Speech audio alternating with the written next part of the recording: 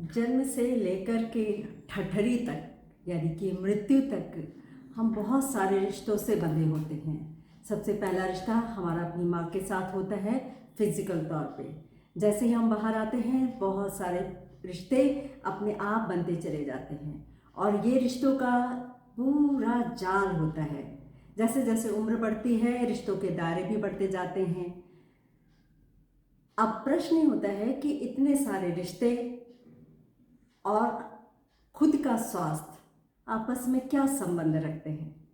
रिश्ते की बात होती है तो हम बाहरी रिश्तों को तुरंत समझने लगते हैं। सास बहू का संबंध, माता पिता का संबंध, पिता बच्चे का संबंध, बेटे बेटी का संबंध, भाई बहन का संबंध, ये सारे रिश्ते सब बाहरी रिश्ते के नाम पर ही हमारे सामने दिखने लगते हैं। लेकिन जो एक बहुत खास रिश्ता होता है, जो सबसे इम्पॉर्टेंट रिश्ता होता है, जिसका कहीं जिक्र ही नहीं होता। जब हम किसी समस्या में पड़ते हैं या हमारा स्वास्थ्य का कोई इशू होता है तो सीधे आता है कि हमारे रिश्तों में ये खटास है, हमारे रिश्तों में ये दरार है, इनकी वजह से उनकी वजह से हमें तनाव है, हमें परेशानियां हैं और शायद यही हमारी बीमारी का कारण है।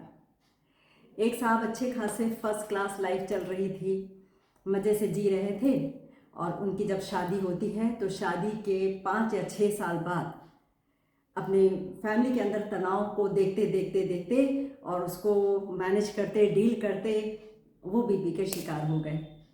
और उसके पीछे जब सारा कारण जानने का प्रयास किया गया कि पहले तो वो अच्छे खासे स्वस्थ थे तो फिर आखिर ये क्या हो गया, तो पाया गया कि उनके संबंध अब अपनी वाइफ से भी अच्छे नहीं हैं, अपनी माँ से भी अच्छे नहीं हैं, अपने पिता से भी अच्छे नहीं हैं, वर्क प्लेस पे बॉस से भी अच्छे नहीं हैं। और ये सारे रिश्ते जब ये कहलाते हैं कि अच्छे नहीं हैं तो इसका मतलब है कि इसके पीछे जो तनाव है वो खराब तनाव है। खराब तनाव कहाँ जाएगा? खराब तनाव तो यहीं से मैनेज होगा।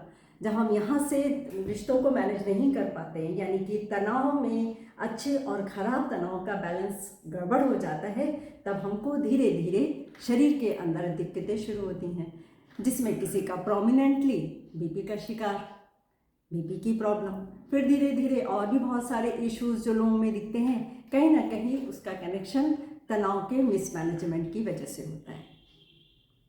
और जो ये खास तनाव और ये जो खास रिश्ता है जिसको हम ध्यान ही नहीं देते, कभी हम उसका जिक्र ही नहीं करते, वो खास रिश्ता क्या है जानिएगा अगले एपिसोड में।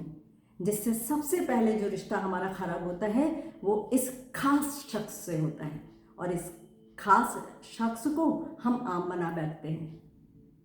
तो इस खास शख्स को खास ही रहने दें और जाने ये खास शख्स है कौन जिससे हमारा रिश्ता सबसे पहले खराब होता है। बहुत सारे लोग समझ गए होंगे, लेकिन जो नहीं समझे वो अगले वीडियो में जानेंगे कि वो खास शख्स है कौन, वो इम्पॉर्टेंट पर्सन है कौन जिससे हमारा रिश्ता सबसे पहले खराब होता है। ये तो बाहरी रिश्ते हैं, नहीं चले तो डाइवोर्स हो सकता है, नहीं चले तो विदेश में माता पिता को छोड़ करके बसा जा सकता है, भाई भाई का रिश्ता नहीं चला तो अलग अलग हो करके सेपरेट अपनी लाइफ लीड कर सकते हैं। बाहरी रिश्तों में तो हम तुरंत निर्णय ले सकते हैं।